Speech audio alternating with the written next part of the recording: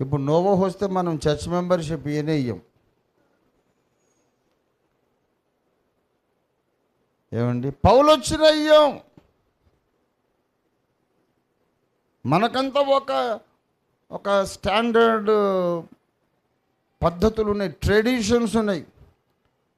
Traditional Christianity, ఆచార సాంప్రదాయబద్ధమైన క్రైస్తవ జీవితం.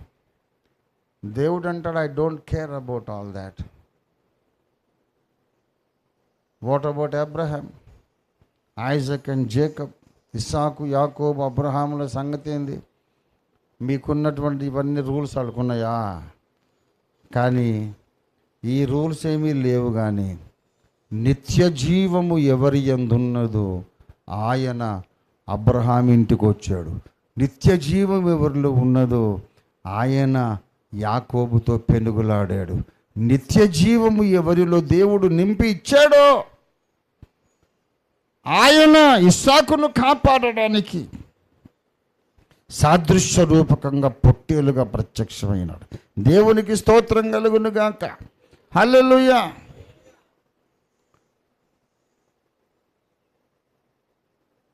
మానవ ఆచారములను బట్టి నువ్వు దేవుని ముందు యోగ్యత పొందలేవు. This is the message this afternoon. శరీర సంబంధమైన పద్ధతులు, ఆచారములను బట్టి నువ్వు దేవుని ముందు యోగ్యుడిగా, యోగ్యురాలుగా తీర్పు పొందలేవు. దేవుని ముందు యోగ్యుడిగా, యోగ్యురాలుగా తీర్పు పొందడం అంటే అది ఆల్టుగెదర్ డిఫరెంట్ ఎక్స్పీరియన్స్. దేవుని ముందు ఎవడు యోగ్యుడయ్యా? ఎవడు యోగ్యుడంటే ఎవరి యందు దేవుని నిత్య జీవం ఉన్నదో ఆయనను గుండెల్లో చేర్చుకున్నవాడు, అతడు దేవుని దృష్టికి యోగ్యుడు. ఆ తర్వాత మరి మిగతా అవసరం లేదా? ప్రార్థన చేయొద్దా? బైబిల్ చదవద్దా? చర్చ్కి రావద్దా? దశమ భాగాలు ఇవ్వద్దా? చెయ్యాలి ఇవన్నీ. కానీ అవకాశం ఉంటే చెయ్యండి, లేకపోతే లేదు. ప్రతివారం ప్రభు వల్ల తీసుకోవాలని చెప్పే నేను 4 ఆదివారాలు వరుసగా ప్రభు వల్ల తీసుకోలేదండి. ఎప్పుడు తెలుసా? మతోన్మాదులు నా తలకాయ పగలగొట్టారు. గాంధీ హాస్పిటల్లో ఉన్న, కోమాలో ఉన్న, 48 గంటలు కోమా.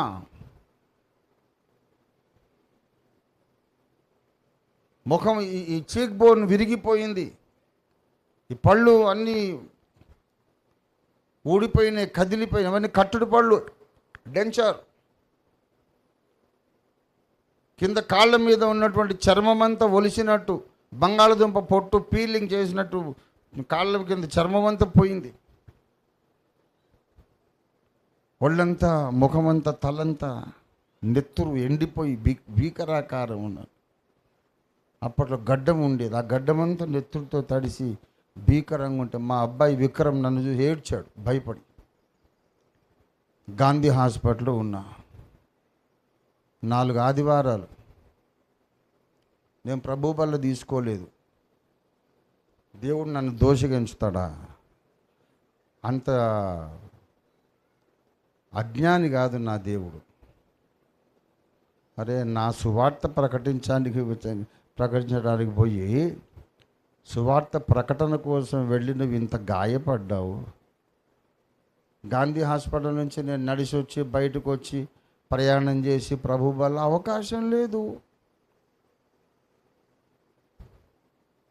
కనుక నాకు ధైర్యం ఉంది.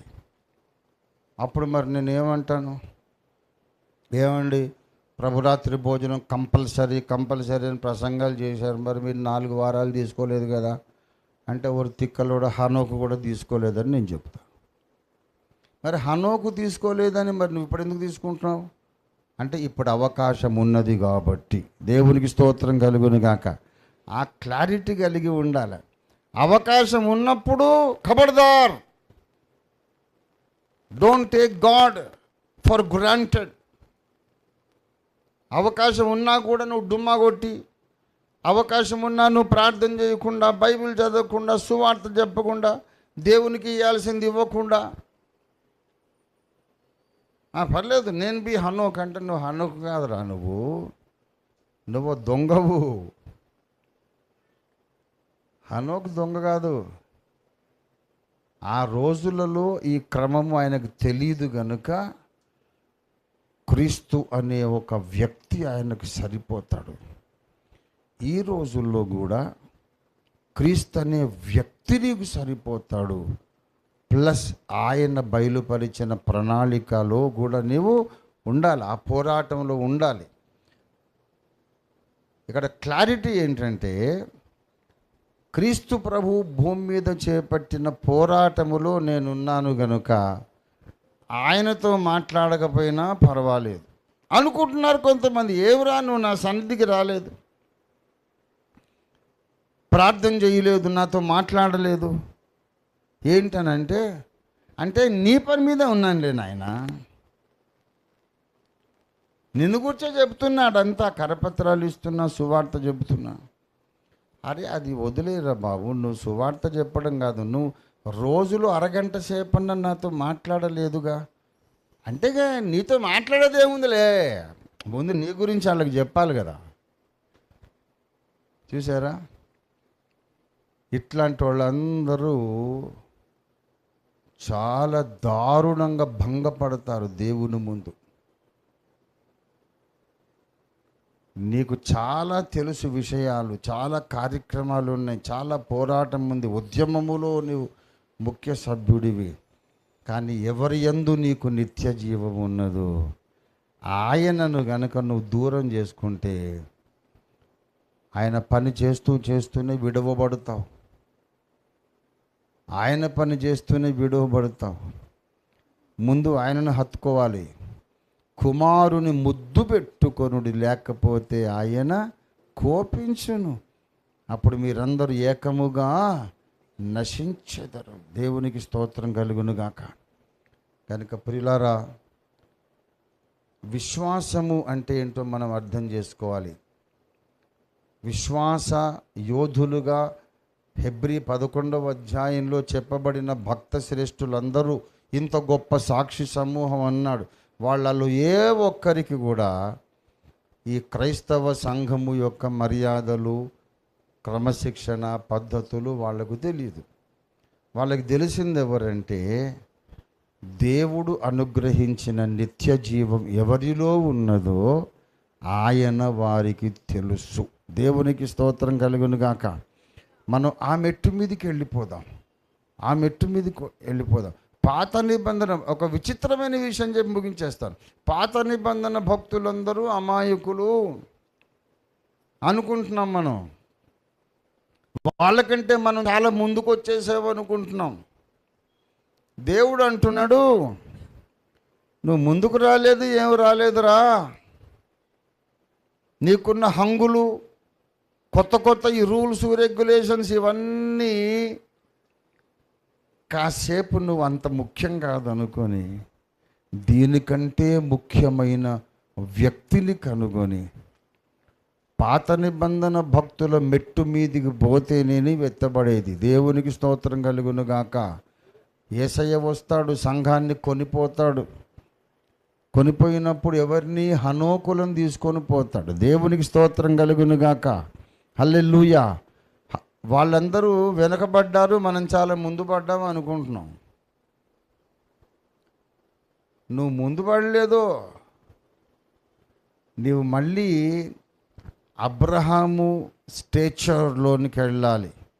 అబ్రహాము యొక్క ఆత్మీయంతస్తు, హనోకు యొక్క ఆత్మీయంతస్తులోకి నువ్వు వెళ్ళాలి. చాలా ముందుకు వచ్చేసాను, చాలా నాకు లేఖనాలు తెలుసు, ప్రవచనాలు తెలుసు, మర్మాలు తెలుసు, ఎన్నెన్నో విషయాలు తెలుసు, విశ్వమర్మాలు తెలుసు, దేవుని విశ్వ ప్రణాళిక తెలుసు, నాకు తెలిసినంత ఎవరికీ తెలియదు అని మురిసిపోయి మోసపోవద్దు. Come back to the stature of Enoch. హనోకు యొక్క స్థాయి, అబ్రహాము యొక్క స్థాయి, అక్కడికి రావాలి. విశ్వాసములో అలాంటి విశ్వాసము లేకుండా మనం దేవునికి ఇష్టలమై ఉండలేము, ఎత్తబడలేము. అలాంటి భక్తి సాధన చేద్దాము, భ్రమలు తొలగించుకుందాం. మనం హనోకు కంటే పై స్థాయిలో ఉన్నామా, కింద ఉన్నామా చెప్పాలి మీరు. ఇది మీరు వారం అంతా ధ్యానం చేసుకోండి. అబ్రహాము కంటే మన పై స్థాయా, కింది స్థాయా? ఎక్కడున్నాము చెప్పండి.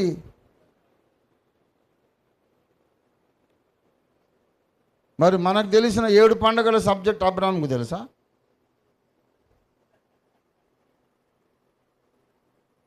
ప్రకటన గ్రంథ మర్మం ఆయనకు తెలుసా? ప్రణాళిక గ్రంథాలు ఆయనకు తెలుసా? భ్రమలో బ్రతుకోదు. నేను కూడా బ్రతకను భ్రమలో. నేనేదో స్పెషల్ అని నేను ఎప్పుడు అనుకోను. దేవుడు నాకు అప్పగించిన పని నేను చేశాను, కానీ చెప్పిన పని చేశా. రాయమన్నాడు, రాశాను. ప్రింట్ చేసి ప్రజలకు ఇమ్మన్నాడు, ఇచ్చా. అది నా పని అంతే. కానీ నా జీవిత గురి ఏంటో తెలుసా? హనోకు దేవునికి ఇష్టడైనట్లు నేను దేవునికి ఇష్టుణ్ణి కావాలి. అది నా గురి. దేవునికి స్తోత్రం కలుగును గాక.